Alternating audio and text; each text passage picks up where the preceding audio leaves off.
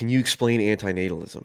Because my conception of it is it's the philosophy that we should not bring new life into the world because life, generally speaking, has more suffering than pleasure or meaning.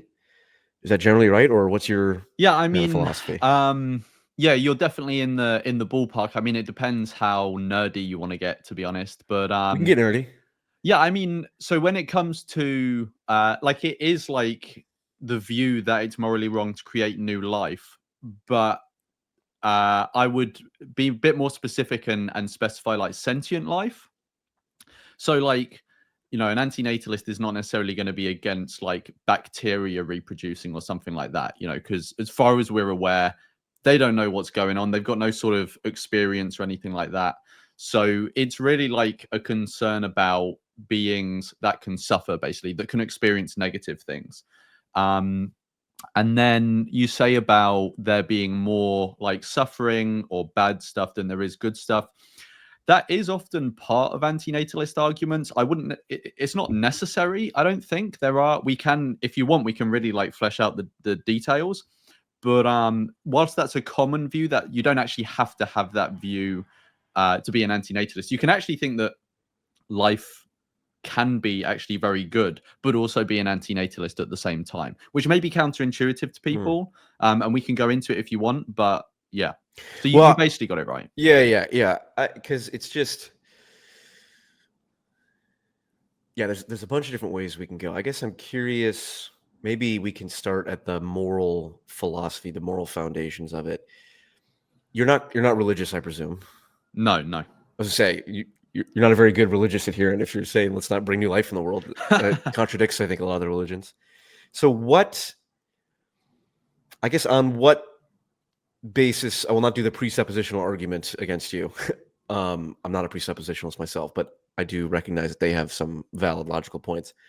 But like, on what basis are you like making a moral claim here? Like, who is the arbiter of what is moral and what is not? Is it just a strict utilitarian calculus, or what is the moral framework that is allowing you to make these claims? Well, to be honest, different anti-natalists will come at it from different moral frameworks. So you can be an anti-natalist probably with just about any moral framework. I tend to align more with like a suffering focused ethic that it focuses more on like consequences. So if you want like a ballpark, you could say like negative utilitarian. I don't know if I would agree with everything that negative utilitarianism says, but I tend to see the reduction of suffering as like the primary thing that we should be concerned with. Like, obviously, if I can very easily make someone like happier or do something that makes the world a better place in terms of increasing like pleasure and stuff like this, that's going to be good as well. But my primary thing is like I think we should reduce suffering as like the primary concern.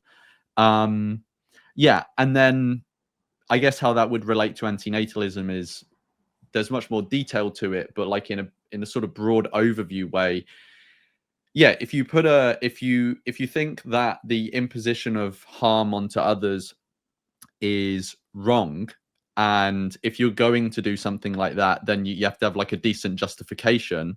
Then if you look at procreation through that lens, to create someone is to impose the harm on them that they will experience in their life, which at that point in time you actually don't know what it's going to be. Like they could live a relatively like comfortable life which will still contain, like, I think, quite a considerable amount of suffering. I think we actually often underestimate how much suffering is in our lives. But you could also be creating someone who's going to have like a really like awful life. So earlier today, for research on a video, I actually read a story about there was this girl in Turkey who, her parents, by the sound of it, were very conservative. I would assume they were like quite religious. That was probably where their conservatism came from, but the focus wasn't on their religion. And they were extremely upset with their daughter for having boys as friends. Um, just like being friends with them, not Mm. particularly being like like promiscuity or anything like this. It's just like having them as friends and maybe a bit of flirting or whatever. And as a punishment, they buried her alive. She was actually found buried underground with loads of dirt in her lungs, under a chicken coop. This is in what country? In Turkey. I'm not saying at all this is like a common practice there. It's it's just where it happened. Yeah. But it's like, that is a rare thing to have happened. Obviously, specifically being buried alive. There are other things that can happen to people that are like just as bad, or still very bad. And even though they may be rare, to create someone with the chance that something like that might happen to them, when the alternative was to not create them, and that just like that wouldn't have been an issue, right? If they never existed, they wouldn't exist to care that they don't exist. It's not like they're sort of looking down at a possible life go, I wish I had that. You know, there would be no problem for this person if you didn't create them, because they wouldn't exist. And if that's the alternative that's completely unproblematic, I don't even see why you would run the risk that they would end up leading one of those lives. And that's putting aside all of the guaranteed suffering that we go through as well.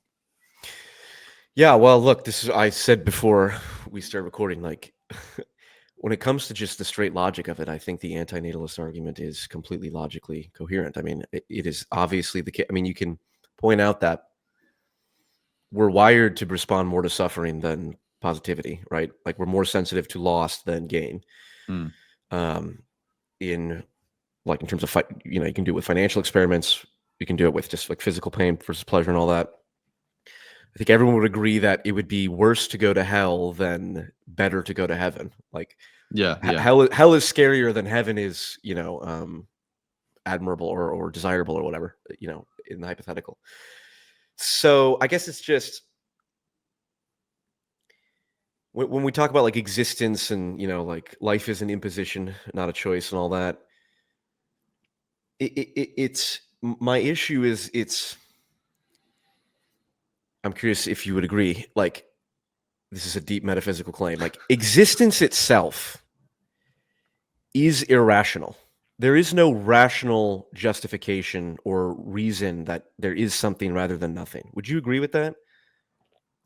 Yeah, I mean, I on the question of whether there's something rather than nothing, it seems completely bizarre that there is something. Right. Like, if you look at the world around us and kind of try and peel back all of the senses of like order that we've tried to establish in like the laws we've put and stuff like this, and just try and understand, like, we are here as a species that has become self-aware, surrounded by other species that are eating each other alive on a rock floating through space, that will eventually be engulfed by a ball of flame that we currently call the sun. Right. It's just like, it's bizarre. Yeah. So right. Yeah, I completely get what you're saying. And so I guess this is my, anytime anytime I encounter a philosophical worldview like yours, or even like the presuppositional Christians who lay out this very logically coherent and consistent argument, there's a level of incompleteness to it that I feel, because I suppose it's not obvious to me that if we live in a reality that is fundamentally irrational, that the worldview that we should operate by must be entirely rational, quote unquote, in that we have to make certain like claims of faith that we just sort of plant our flag in and go from there. Now, yours is, and I would agree that like suffering is bad. People could say, you can get the hyper intellectuals who are like, well, how do you know suffering is bad? It's like, it speaks for itself. That's not a real question. Anyone who is a real conscious being doesn't need to articulate the rationality behind that. Suffering comes with it, the self-evident fact that it would be better if it did not exist, at least for the person experiencing it. But then it's like this idea of,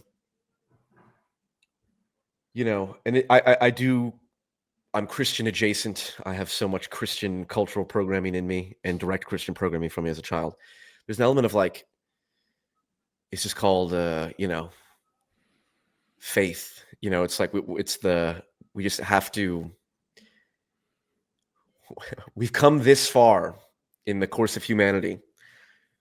The idea that because we've been able to rationally point out that, hey, it does seem rational that if life contains a greater potential for suffering, that we should cease to propagate it. Mm. And it's just like, yeah, but just because it is rational doesn't mean that's the ultimate measure that we should operate by. But then the question is, well, then what is it? If we're not going to, if we're not going to think it through, what else is it? And it's sort of like, I don't know. It's a difficult thing to articulate. It's sort of like I am the descendant of a unbroken lineage of reproduction going back billions and billions of years. I don't know what consciousness is. I can't, I don't know what the nature of God and is. And it just seems like it just feels too not simple or cheap. There are like those, are kind of negative terms, but like there's something off. It just doesn't follow that because we've identified this rational syllogism here, that's what we should necessarily operate by if it involves the ending of conscious existence. What do you think of that? Is it just complete nonsense, or is my intuitions just? I mean, blind? I understand why people have this, like, there's a lack of willingness to accept an anti-natalist conclusion, even if they kind of buy into a lot of the steps leading up to that. They kind of get to the final hurdle and they're like, oh, I don't really want to jump over that one.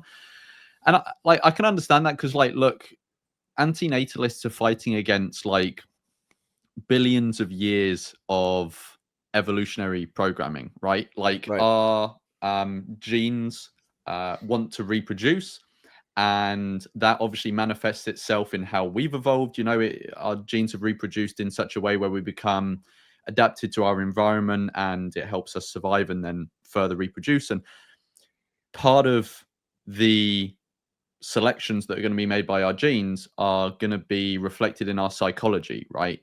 And any populations of humans or individuals that lent towards anti-natalism,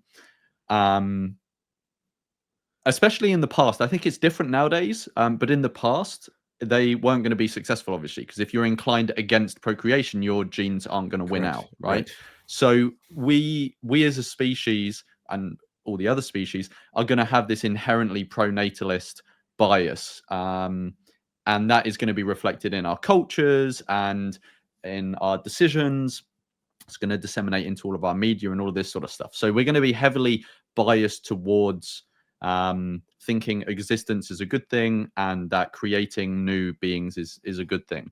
So I understand why people are sort of unwilling to accept that conclusion, especially, we can sort of place these grand narratives in our mind of, you look back and you think of all these people that have died and put effort into reproduce, and it's as eventually resulted in you existing, and you kind of, I don't know, maybe have this sense of like obligation to them, or feeling of not wanting to end something that seems really like meaningful. And again, I understand all of that, but I think when it comes to ethics and whether we're willing to impose harm on someone else, we've kind of got to just put that stuff down to either sentimentality or understanding the cognitive biases that we have and thinking, okay, well, I'm biased to think in one direction, but if I actually think of like the consequences of my actions, am I actually justified in imposing harm on this person? And yeah, go on. No, yeah, that makes sense, I guess. And this is a very difficult thing to articulate, but I guess my hypothesis would be, you're pointing out how, evolution wired us to be sort of emotionally biased or sentimentally biased in favor of life and procreation, but we can using our rationality, we can kind of identify that that's a bias and that's a problem. I guess my point would be, or my hypothesis is, the same evolution that granted us these biases that you would say are like erroneous in some ethical sense also are responsible for our capacity for rationality. And so the conclusions of our rationality also could be said to be biased in some way. And now it's harder because it's kind of, it's hard to like, it's hard because I'm using my faculties of rationality. I'm using my faculties of rationality to make that claim. Mm. So it's sort of a undermining, like, I think rationality is biased. It's like, yes, but you're using rationality to say that rationality is biased. So how do you? And I guess Yes. do you get my maybe point that our capacity for rationality is not the final metric by which, we should be basing our ethics off of? There is some level of like emotivism and kind of grounding in these sort of irrational areas. So, first thing, I just want to quickly clarify something. So, I'm not saying that something is invalid or not useful at all because it has arisen through evolution. So, our capacity for reason and just like considering things, right? This and like even if you take something basic like vision, right? So we have evolved eyes. So you know, and we can to an extent trust what we're seeing, and our eyes are useful to us to get information and to live our lives. So I'm not saying everything that's a result of evolution is bad and we shouldn't use it. What I'm saying is that it's more of an explanation. I'm saying the reason that we find it hard to think about these things is because of our evolutionary pre-programming. Yes, So I'm not no, I understand I'm not that. saying it's bad because it's evolutionary pre-programmed. I'm just saying this thing is bad and it happens to have come from our evolutionary pre-programming, if that makes sense. Yes, that makes sense. Yeah. Remind me of the other thing. Oh, the other thing you were saying was like, should we rely on rationality or is there room for like emotion and intuition? Yeah, I think when it comes to thinking about morality and ethics, I think you have to balance intuition and rationality. And how much weight you give to either of those things is often going to depend on the specific thing you're thinking about, right? So if it comes down to something like I'm thinking, like you said before, is suffering itself bad? That's just going to come down to intuition, right? There's not really much rationality about it. Correct. Whereas if you think about a question like, I don't know, should I have an abortion? Your intuitions and your values are going to play a part in that, in that, I value my own autonomy, but I also value the suffering that I might inflict on this fetus if it's at a stage where it can in fact suffer and all of this sort of stuff. But you've also then got to think about your rationality and think, okay, well, how am I going to weigh, how strong are my interests? How do I weigh those against the interest of the child? What are the broader societal implications and stuff like this? And yeah, I think it's kind of like, I don't know how you would say it. It's like a balancing act of rationality and intuition. I don't think one should always have primacy. We've always got to consider both when we're thinking about something. Okay, let me ask you the questions that I'm sure everyone asks you, and maybe we can get into this. So if it is the case that not existing would be a more optimal way to avoid suffering, and because suffering is bad, why not not you, but why not allow, or why not I justify already know a serial killer? Someone kind of just says, comes by and in the middle of the night, I just, in like Javier Bardem with the, nail, instant death, painless in the middle of the night. Why would that not be morally justified in the anti-natalist framework? Yeah. So the first thing is to say is that there's a common like misunderstanding or misconception that people have, or confusion around anti-natalism, which is that anti-natalism is making this judgment about bringing people into existence, right? And I think people make this confusion that we're always saying that non-existence is better than existence. Now, there might be specific anti-natalists that think that, but this is not what anti-natalism is saying. And let me give an example of why. So the main reason why is brought up by your question, right? There are kind of two points in our lives where we transition from non-existence to existence, or existence to non-existence, right? There's our birth and there's our death. But those two situations are very different, especially when you're thinking about morality, right? So on one level, they're different because you have, when it comes to birth, you're starting from the point of non-existence, right? So there's currently no one who exists to want to come into existence. And when they come into existence, there's going to be suffering that's imposed on them that they didn't exist to want. And that's going to be a bad thing. And there's going to be happiness in their life that they also didn't exist to want, which I actually don't see as like a good thing. I see that as like a neutral thing, because once they exist, sure, it's good that they have happiness, but bringing them into existence for the happiness doesn't really make sense because they didn't exist in the first place to want it. Mm-hmm. But when you have the case of death, you're going from the circumstance where there is someone who exists to non-existence. And when you're starting from the position with someone who exists, there's already someone there who has interests, relationships, attachments, all these things that they value. And those things are going to be taken away from someone, right? Which is not the case with birth, right? If someone fails to come into existence, there's simply no one who exists. So there's no one to be wronged by that. Yeah. So I know different people have views on death. Like some people think death is a bad thing. Some people think it's just kind of neutral because it's like, well, once you die, you're not there. So it's like, what's the issue? My position on that, I haven't fully reached a conclusion on whether I think death itself is bad. Obviously, the process of dying is fucking horrific in loads of instances. But I tend to think when we're thinking about what should inform our actions, we should err on the side of death generally being like bad, because it's better to have avoided killing someone, right? And it turns out that actually it would have been fine too, than to kill someone thinking that it was fine and it turns out that you've done a really bad thing, right? It's kind of the same as like, it's better to have a gun and not need it than not have a gun and need it kind of thing. The other aspect that I think is different between creating someone and ending the life of someone, or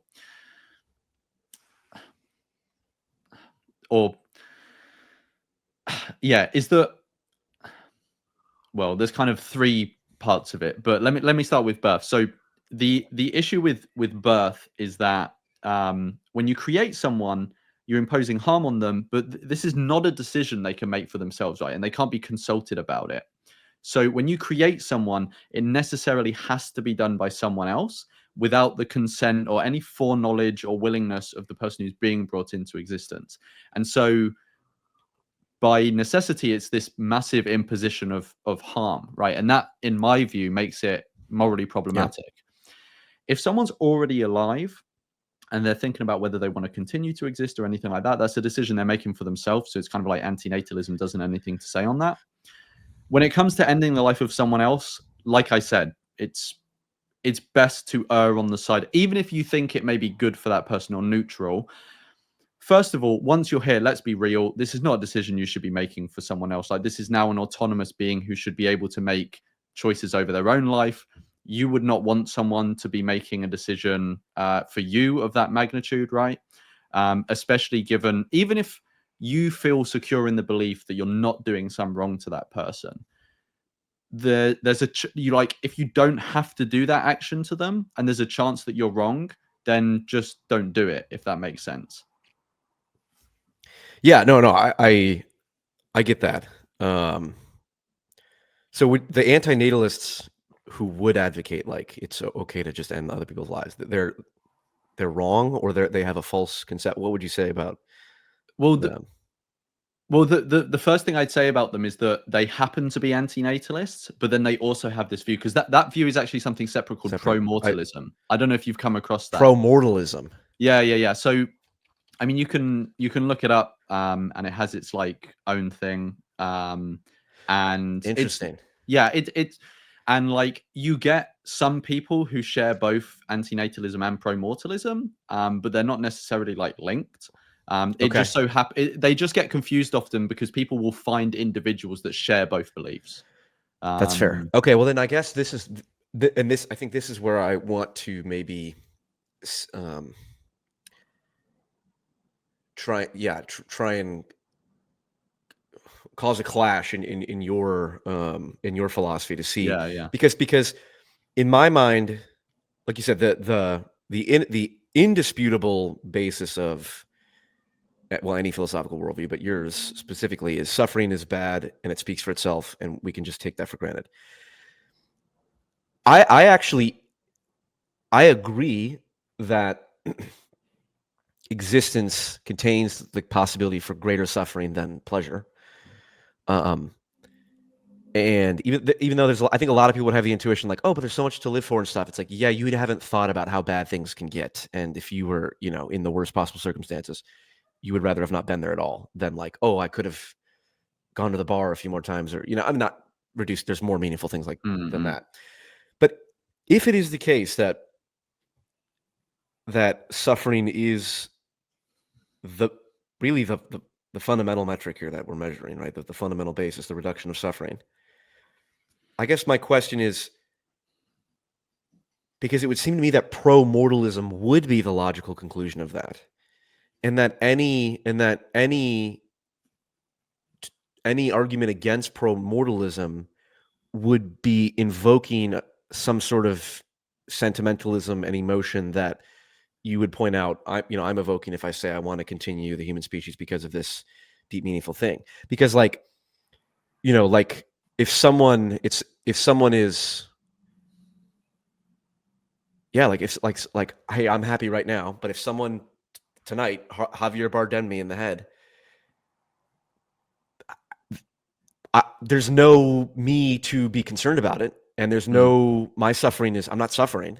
So how is that not to me, the logic seems to indicate that would be the appropriate thing for me. Before we get into the space of like, well, my family would be upset and that would hurt their feelings and all that, but like maybe if we can just kind of abstract it as an individual level, like an individual who doesn't have any family or friends and is just kind of living day to day.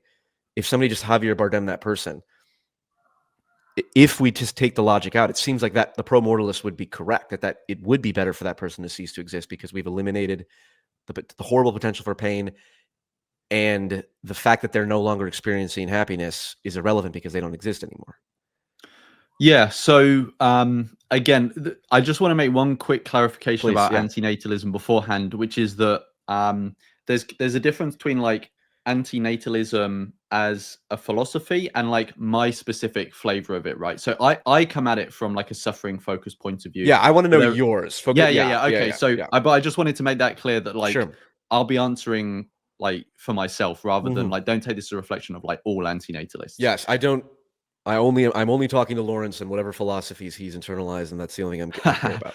Yeah. So yeah, I mean, so when I was saying before that I take this like suffering focused view, right? So I think the emphasis there should be on like suffering focused. So it's focused on suffering, but there's still things I care about, right? So I still care about people's autonomy, like their ability to make decisions for themselves. So there are all sorts of decisions that I think people make that are like stupid, basically, like really dumb, even for themselves. Yeah, totally. But I will not intervene in their actions,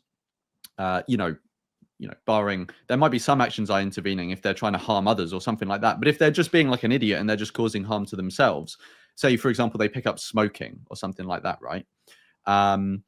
So there are a couple of reasons why I wouldn't intervene with something like that, where something might be causing suffering. But then, yeah, like I said, there might be some other overriding thing of like, I respect their autonomy and they've chosen to make that decision. And ultimately, it's voluntary suffering to an extent. Maybe someone could say like, oh, they were indoctrinated by marketing to start smoking. But at some point, you've got to say this person has autonomy over their own decisions, right? So I see a difference between involuntary suffering and voluntary suffering. So if someone is voluntarily continuing to continue their own life, right, or take up smoking or something like that, which will be causing them harm, yes, in theory, if you put a bullet in their head while you're standing behind them and they know nothing, you would in theory be voiding they wouldn't have any suffering anymore, right? But I've completely lost my train of thought. Yeah, sorry. But the suffering that you would be stopping would have been voluntary suffering. Like this would have been suffering that they are choosing to embark on. You may think they're misguided in that, but this is their decision that they're taking. And the other thing that I would say, so that's more like principle thing. The other thing I would say is like a society-wide implementation of this acceptance of like, you can end someone else's life because actually you're doing them a favor. obviously, one, this is completely impractical, but it would actually probably increase suffering because it would just be fucking mayhem. Right. Yeah. So I do want to. I get, and that's a very practical and reasonable argument against the pro-moralist. Is like, well, what happens if? But I suppose if we're just kind of doing trolley problem philosophy here, why do you value someone's autonomy? Because I mean, because to me it sounds like I imagine my conception of like, well, I have a million years of evolution and I feel sentimentally sort of attached to that. Are you doing a similar thing with I value someone's autonomy and this distinction between voluntary and involuntary suffering? It's like, is that not also some sort of kind of non-rational sentimentality that's causing you to make that distinction?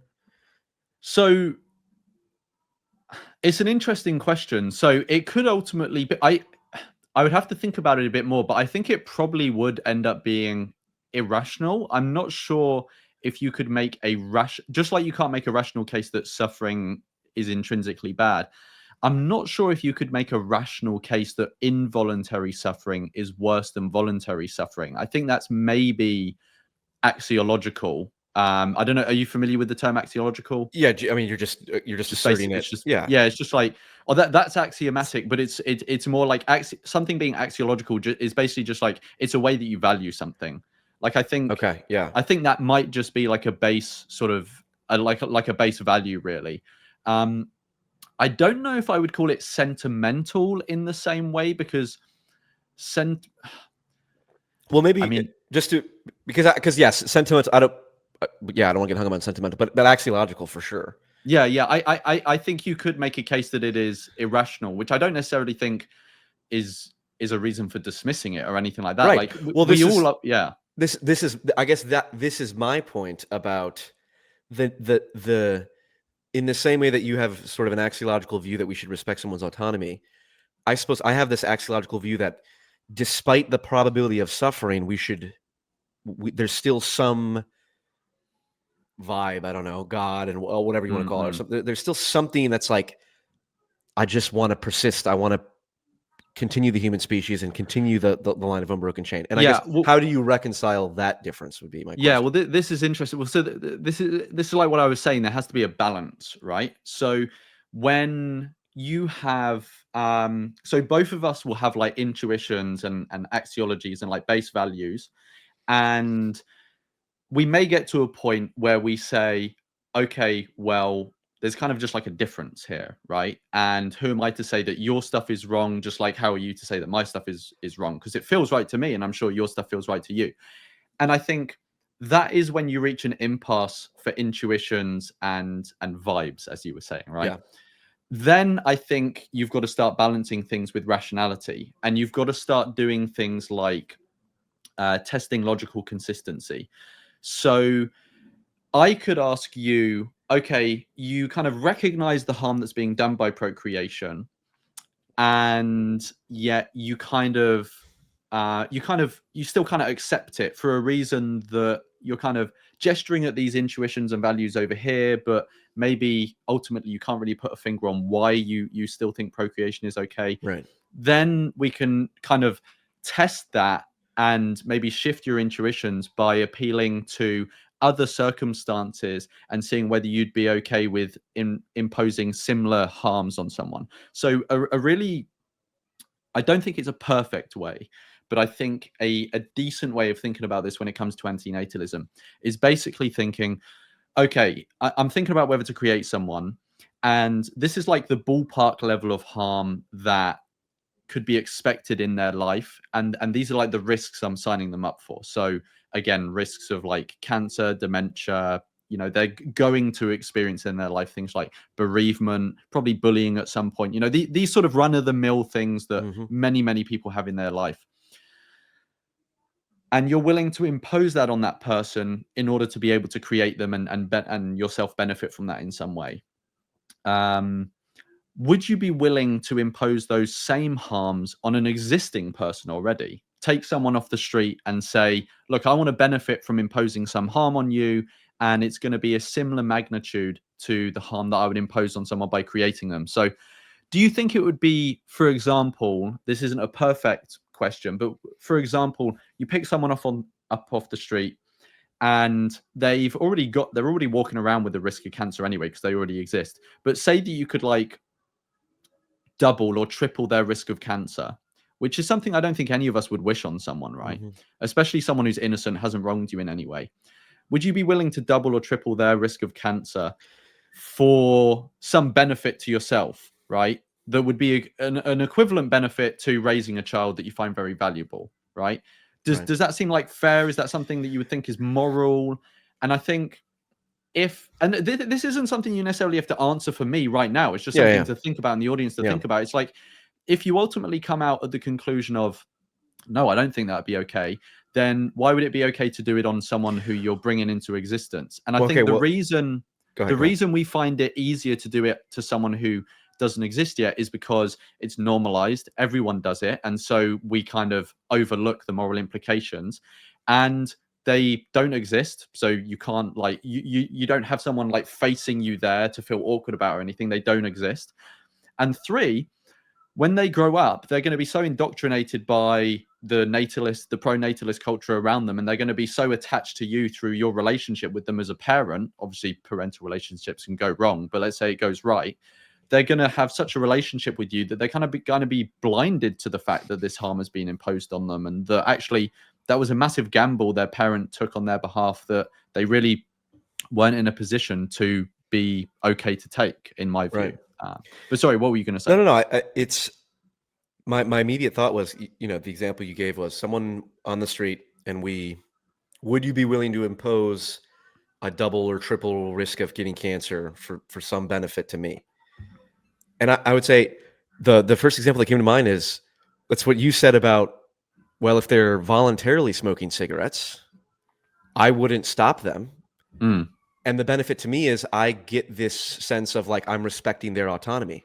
It's like, well, why is your respect for their autonomy worth more than doubling or tripling their risk of cancer from smoking? Like, why not force the cigarettes away?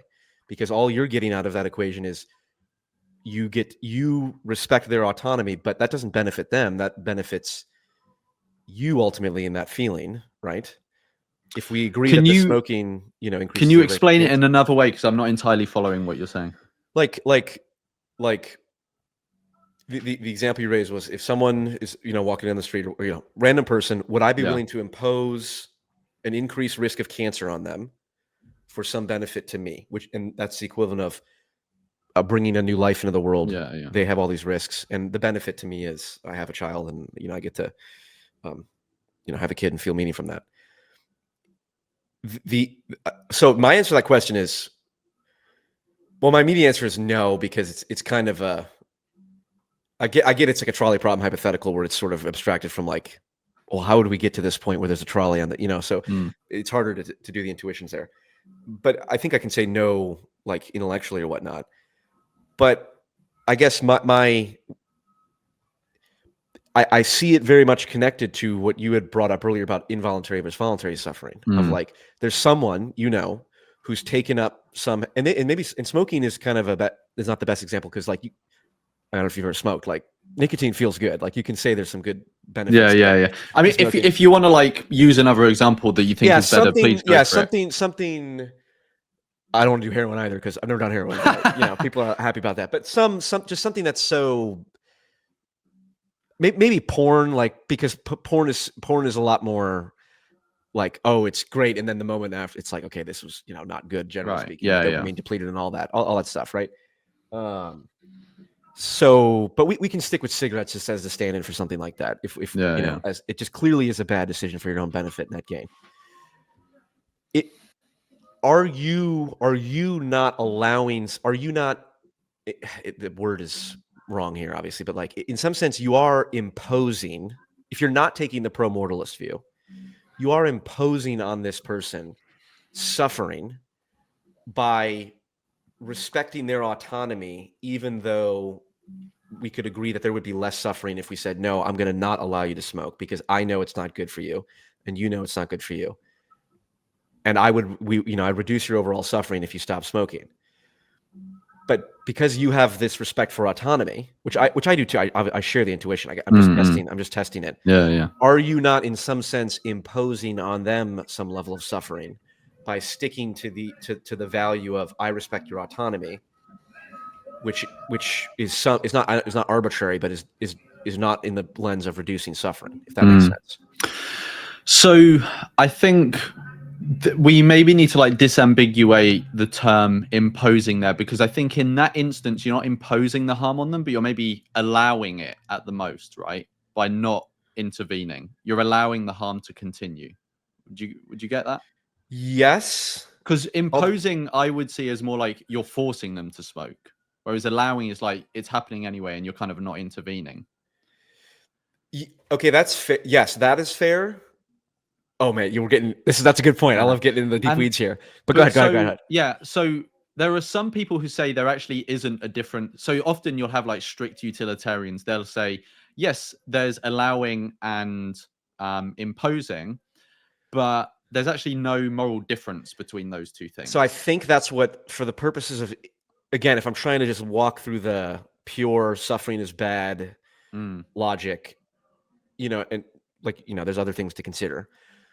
But to determine which axiological claims or ideas are valid or whatever make the most sense, I don't think from a consequentialist point of view, there isn't a difference between imposition and allowing.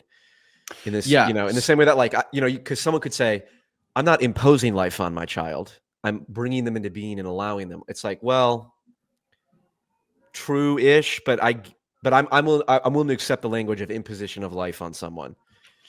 And I think it would follow that it's somewhat similar. Sorry, go ahead.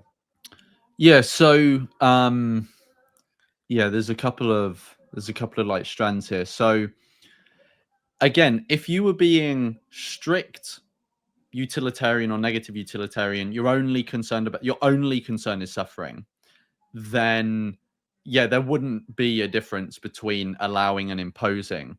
Now, like I said before, like I'm more like suffering focused, so right. I'm near enough like a negative utilitarian type or negative consequentialist, but again, like I said, it's not the only thing I care about. Like I have this intuition that I care about autonomy, and it does seem right to me, like the difference between involuntary and voluntary suffering. There does seem to me to be an important difference between allowing harm and imposing harm for in principle reasons and also practical reasons. So if I am if I am imposing harm on someone, then it's going to be pretty clear that my actions are causing harm, right? Whereas, so that seems fairly clear. So if there's someone who doesn't smoke and somehow I force them to smoke, I've obviously imposed some level of harm on them. If someone's already smoking, and I'm talking on a practical level here, if someone is already smoking and I say, I'm not going to intervene, someone could say, well, you're allowing them to continue to harm themselves. Yeah, enablement, quote unquote. Yeah, enablement or whatever. There's a practical point here, which is that, okay, you can say that I'm like allowing it in some way, but even if I'm allowing it, there's still a practical reason not to intervene, because you don't actually know if you're going to cause more suffering by intervening. Right. So if someone already smokes and I try to force them to stop smoking, like this could get us into some altercation and like create more suffering. Yeah, exactly. And I could take away the cigarettes, but they've still got an addiction. Maybe they go on to harder drugs, stuff like that. That's a more practical point. To go to the more like in principle point, let me give you an example that I read in a book that I read recently that kind of tries to show the sort of difference in our intuitions between allowing harm and imposing harm. So imagine you have someone driving in a car and they run over someone, right, by not like necessarily intentionally, maybe it's out of negligence, or maybe it was intentionally, right? But they hit someone and kill them.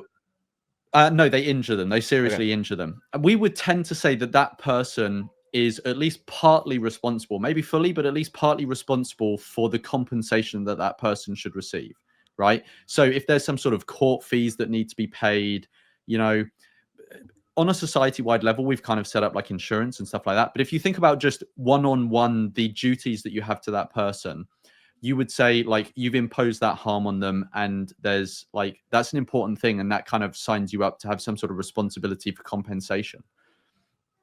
But let's say now you're driving. This is a different person. You're driving along, and you come across someone who has been run over. Right? Maybe it was a hit and run. Mm. Now you could say, if you don't get out of your car and pay for the court fees this person needs or the medical fees, you're allowing that harm to happen, right? Someone could say that, and to an extent, they're right. You know, you could intervene. You're not intervening. You're allowing them to basically go into debt for the medical fees or the legal fees.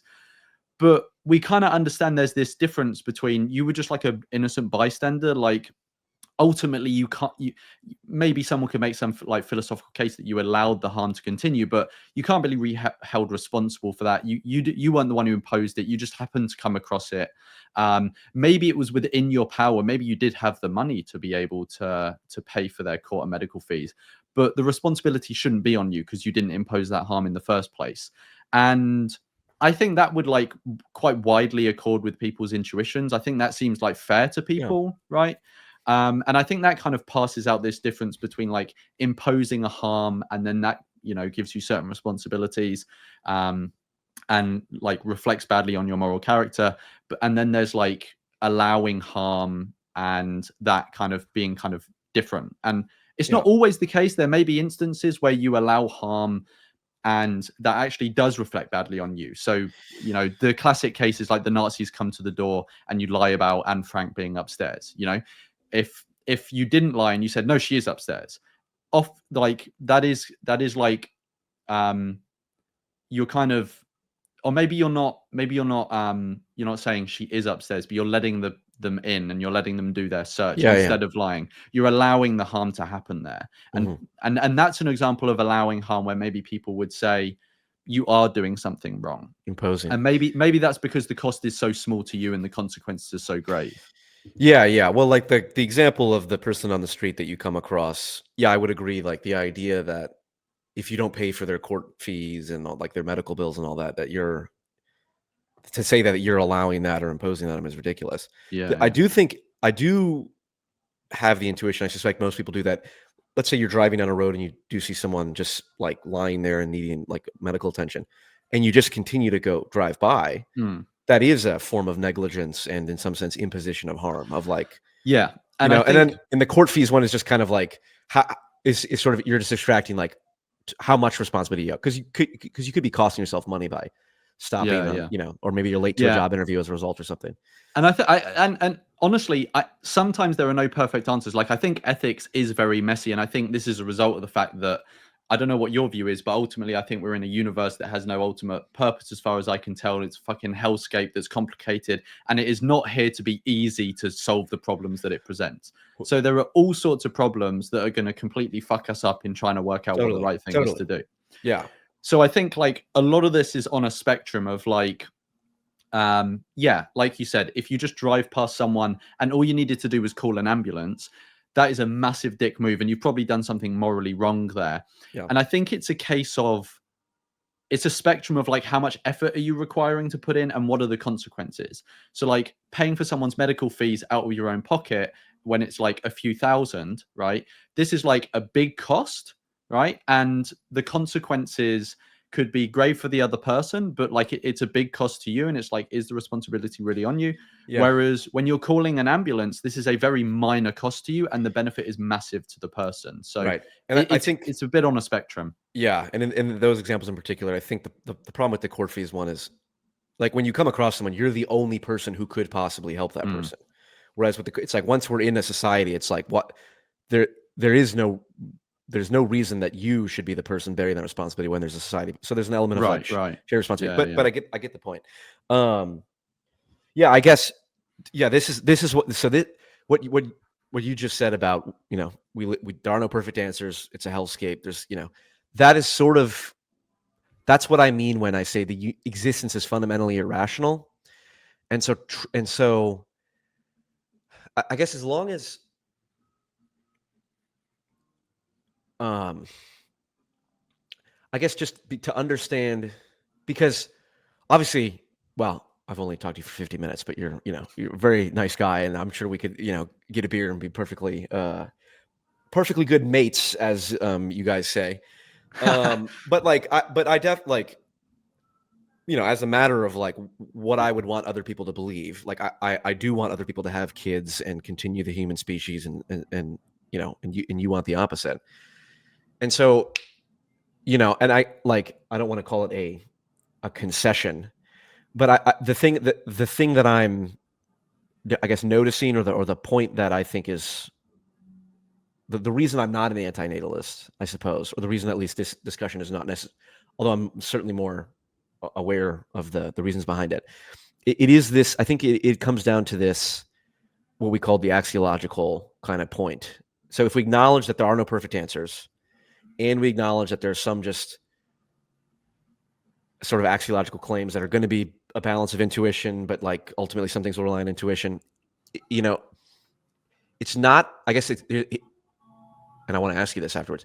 It's not obvious to me how my position is less valid compared to yours, as your position is less valid compared to the pro-mortalists, because in the same sense that you are pointing to, and these are intuitions I share. I'm trying to abstract my rationality away from the intuitions to discuss it somewhat. But the valuing of autonomy, this difference between imposition and like allowing, those are all things that I think are valid intuitions. They don't necessarily follow from if we're just acknowledge that suffering is bad. They are somewhat irrational, intuition based. And I would say that those, in the same way I have those intuitions about, there's just something about bringing new life into the world is this meaningful engagement with reality. Reality is irrational, but that's why sort of an irrational commitment to an irrational claim is valid. I hold on to that intuition, I don't want to say arbitrarily in the philosophical rational sense, I suppose. It seems in the same way that you hold on to the valuing of autonomy. And so, A, I just want your thoughts on that. But B, actually, this is just a more interesting question. What do your arguments with pro-mortalists look like? Do you ever talk to them? Do you ever like argue with them? Or is there ever like I guess I'm taking the pro-mortalist stance of like, hey, your feeling about voluntarism and imposition and autonomy is just as arbitrary as my feeling, as the natalist feeling about bringing new life into the world. So anyway, anything you want to respond to that, and then we can wrap it up. Just quickly on the pro-mortalist point, I don't engage with them, and that's just because like I'm just focused on like doing my own stuff on my YouTube channel, right? Like I focus on anti-Natalism, so I don't like seek out that conversation. Yeah. And it's just, I don't know, it just kind of seems like it's a view that there are some people online hold, but it's not really like a coherent community. I don't really know anyone that like advocates that position particularly, so I don't even know who I'd really like talk to about it. So that's good. I mean, because technically, if they really believe in pro-mortalism, they're probably in jail, right? Or I mean, yeah, I think I mean, yeah, that's fair. And then on your whole thing about like how can one position be more valid than the other, I mean, ultimately, if you're looking at it from like a cosmic level, I mean, yeah, all of our values bottom out at, well, that's just how I feel. Right. Okay. So yeah, I don't know. Some people would obviously be frustrated by that. There are people that say morality is objective, others say it's subjective. I personally think it's subjective. I don't like that it's subjective. Like, it would be so much fucking easier if it was objective and there was this list that we could just point at. Yeah, right? If God was real, I'd be like, dude, I knew that for sure. Be like, that's so easy because I get to go to heaven and avoid hell. Like, it could be like, it would be so much easier. But like I said before, like, this is one of the reasons I'm an anti-natalist and a pessimist. It's like, we exist in a universe that doesn't care about us. Like, it doesn't exist to be easy for us to solve problems, moral problems, or answer moral questions. And so it's difficult. I don't particularly like the morality as subjective, but I just can't see any good reason to think that it is objective. So having said that, from an ultimate sort of the most zoomed out point of view, yeah, ultimately you can't really point to any view and say that's more valid than this one. All you can do is say those are your values that you purport to have. These are the values I purport to have. And we basically have a conversation. And like I was saying before, then bring in that balance of rationality. So if I were to say to you, you know, you say you have these values, I have these values, and they kind of seem to cash out in different ways on the anti-natalist question, that's when I would start trying to test you and say, okay, well, you say that you'd be willing to impose this harm on a child by creating them. Yep. But let me take you to this other circumstance. Yep. Would you be willing to do the same thing to this person walking down the street? And if you say no, then I would say, okay, well, you need to cut your shit out with disagreeing with anti-natalism. Right. Yeah, and that's what I would do. That's fair. All right, I just have a couple last questions here that are more personal. So I'm assuming you're not going to have kids. No. I mean, there's the vague possibility of maybe like adoption, but not biological kids. Okay, and that's respectable. I don't. Yeah, and I don't particularly plan to adopt at the moment, or like it's not in my plan for the future. But it could potentially change. You know, like are you in a relationship, or you're looking for a relationship? I actually just left a relationship. Okay, got it. Yeah. But you want to get like married and be in a long-term monogamous relationship? Long-term monogamous relationship, yeah. Ultimately, marriage, I'm not too like. I don't really. I mean, I understand there's like legal aspects to it, but I'm not really into like the state being involved in my relationship and stuff like that. That's fair. Yes, that is. I've listened to some podcasts on like divorce lawyers talking about marriage. And it's just like it's very odd. It's I used to be very against the idea of prenups. Like, why would you? That's such a terrible thing to like. I'm going to go into a relationship with like, well, in case it doesn't work out, here's this thing. Yeah. And then I became more like, no, a prenup like clarifies the legal relationship that your marriage has. It's meant for the legal purpose of it. And that makes more sense and all that. But when people have kids, like your friends or something like that, how do you, I'm assuming you don't like, oh, fuck you, dude, you're a terrible person. But do you have like a kind of like, like a, I don't know, disappointment or something like that, or what is your feeling when? Yeah, I mean, you have kids and all that? Yeah, there's a feeling. If I'm talking about like how I feel, there's a feeling of sadness. Obviously, I can recognize obviously that like my friends are getting what they want, but and in some way, I guess you can kind of be like, happy for them. In that they're getting what they want, but like there's still a sadness in that they're getting something that they want, but it's something that they've done something immoral to get, if you get what I mean. Yeah. So yeah, there's this sadness. When like pregnancies get announced to me, it's not the moment to say something negative. Like, one, you're not going to change their mind, and like why be a dick in that moment? So I just do something neutral. I actually made a video about this recently. I do something which is called, or what I started calling like I think I call them like a pivot question. It's basically just like a neutral fact-based question of like, oh, when did you find out? Or are you gonna, do you know if it's a boy or a girl or something like that? So it's not showing approval or anything like that. It's not saying, oh, well done, congratulations, or anything like that. Interesting. But it's just more of like a factual thing of like diverting the conversation away from, because they're probably expecting you to say congratulations. Sure. If you just distract with a neutral question that shows, you give them a bit of the attention they're looking for, like you ask them about the pregnancy and stuff, but you're not actually condoning what they're doing. Right. Especially if they know you're anti-natalist. They probably specifically go like, are you going to tell me congratulations here? So that's funny that you got a way around that. Nice. Well, I mean, look, I want to get married and have like 5 kids. I'm not saying that to. I'm not saying that. I don't know what you expect. No, I know. I'm not saying that. I don't know. I guess I just did to you what the pregnant people do. No, I mean, but like, well, certainly the adoption thing I admire, because that's absolutely consistent with your point of view of like, well, the people are here. Well, I mean, if you admire it, then consider it. I absolutely would. There is, but there's just something about blood of my blood you know. So I understand where you're coming from, because before I was an anti-natalist, I actually used to really want children as well, right? And I kind of felt that thing, and I loved that idea. Ultimately, there's no silver bullet I can give you that's going to convince you, right? But all I would say is, like, even if you aren't anti-natalist, everyone has to recognize that it's a really serious decision to create someone. Like, this is a whole new human. Yeah, this is a whole new human being we're talking about. Correct. Who you have no particular idea who they're going to be, what particular relationship you're going to have with them. Like, relationships with children can get very complicated. Oh yeah. People go into it rose-tinted goggles, starry-eyed. They imagine everything is going to go perfect. Not necessarily so.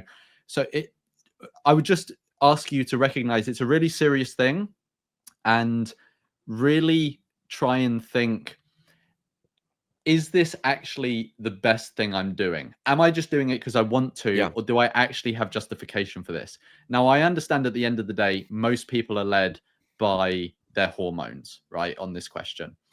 And it's extremely hard to fight against those. Yeah. But all I would say is just, like, try your best to to give the moral aspect of this like a really good thinking about. 100%. Yeah. And I mean, you and we both will agree absolutely that, like, well, this is an example why casual sex is far more dangerous and perhaps irresponsible. It's like, yeah, you create a life. Like, it's one thing, we can disagree on, well, should we even have the kid to begin with? But, like, it is absolutely a different thing of, like, two people married, they both have their lives together, they've both set themselves up to try and at least, minimize the harm of bringing a child into the world, versus, well, I don't care, it's just me, I had sex with one girl. What it's like, that's no